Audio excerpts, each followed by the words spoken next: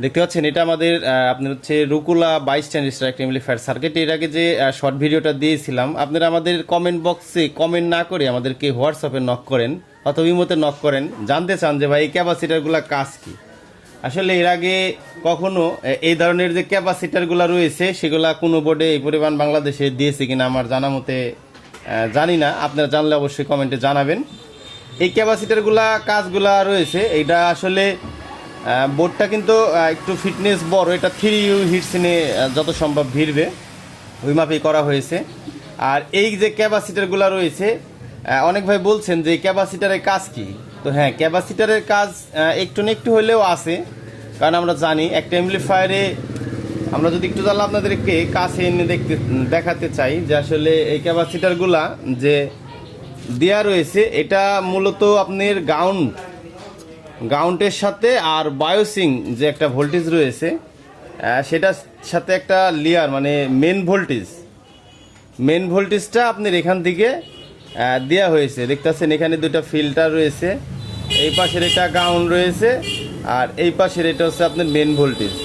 মানে আমরা যে আপনার হচ্ছে মেন ভোল্টেজ যে ট্রানজিস্টারে যে আমরা দিই, তো এখান থেকে আপনার হচ্ছে সিস্টেম করে আপনার হচ্ছে যে বায়োসিং রয়েছে এই বায়োসিংটাকেই এই ক্যাপাসিটার দ্বারাই আবার ফিল্টারিং করে এই যে ট্রানজিস্টারে দেওয়া রয়েছে। মূলত এটা আপনার হচ্ছে ক্যাপাসিটারটা লাগানো রয়েছে বায়োসিং ভোল্টেজের সাথে। গ্রাউন্ডটাকে ঠিক রেখে বায়োসিংটা এসে প্রত্যেকটা ফিল্টারিংয়েতে কিন্তু এভাবে শর্ট করা আছে। এখান থেকে প্রত্যেকটা আপনার রেজিস্ট্যান্স দ্বারাই ট্রানজিস্টারে বায়োসিং অথবা বেস ভোল্টেজ দেওয়া হয়েছে। এই সার্কিটটাই মূলত অনেকজনাই আমাকে আসলে জানতে চেয়েছেন, যেহেতু এটা স্বাভাবিক জানতে চাওয়া। এটা কিন্তু বাংলাদেশে একটা আনকমন একটা বোর্ড। এর আগে আমি বলেছি যে কেউ বানিয়েছে কিনা আমরা আসলে সঠিক জানি না, কেউ যদি বানায় অবশ্যই জানাবেন।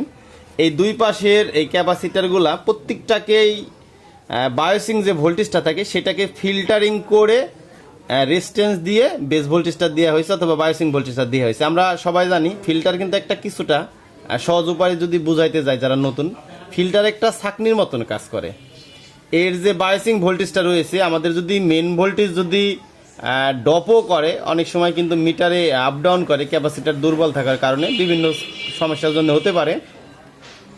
এটা বায়োসিংটা আপনার হচ্ছে ফিল্টারিং করে এক্সট্রা করে দেওয়া হয়েছে। এই জন্যই দেওয়া হয়েছে যেন বায়োস যে ভোল্টেজটা রয়েছে সেই ভোল্টেজটার জন্য আপনাদের না হয়, ড্রপ না করে। কারণ অনেক সময় আমরা দেখি মেন ভোল্টেজ ড্রপ করে, বায়োসিং ড্রপ করলে কিন্তু সেটার সাউন্ডের যে কোয়ালিটি সেই কোয়ালিটিটা অনেকটা নষ্ট হয়ে যায়। আমরা আপনাদের একটু জ্বালা কোয়ালিটিটা দেখাই, একটু আস্তে আস্তে আপনাদের কোয়ালিটিটা দেখানোর চেষ্টা করতেছি।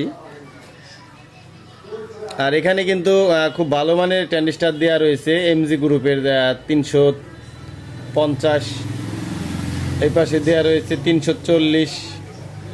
এই সার্কিটটা আশা করা যায় সাউন্ড কোয়ালিটি খুবই ভালো দিবে। তবে এই সাউন্ডটার দেখে মনে হচ্ছে এই জন্য বেজ, যেটা আর কি আমরা বেজ বলি, লোপারটা মারাত্মক আসবে এটার ডায়াগ্রাম হিসাবে। যদিও আমি এখানে একটু ঝালাই দিয়েছি, এখনও সার্কিটে পাওয়ার দেই নাই।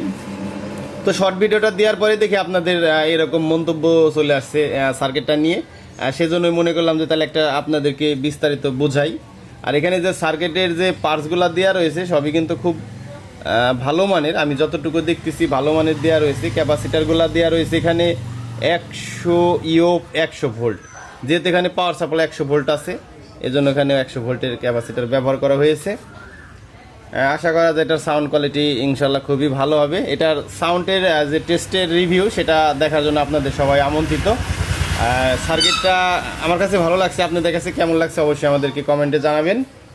আর ভিডিওটা যদি দেখে শুনে ভালো লাগে তাহলে অবশ্যই সাবস্ক্রাইব করে পাশে থাকবেন। সবাই ভালো থাকবেন, সুস্থ থাকবেন, আল্লাহ হাফেজ।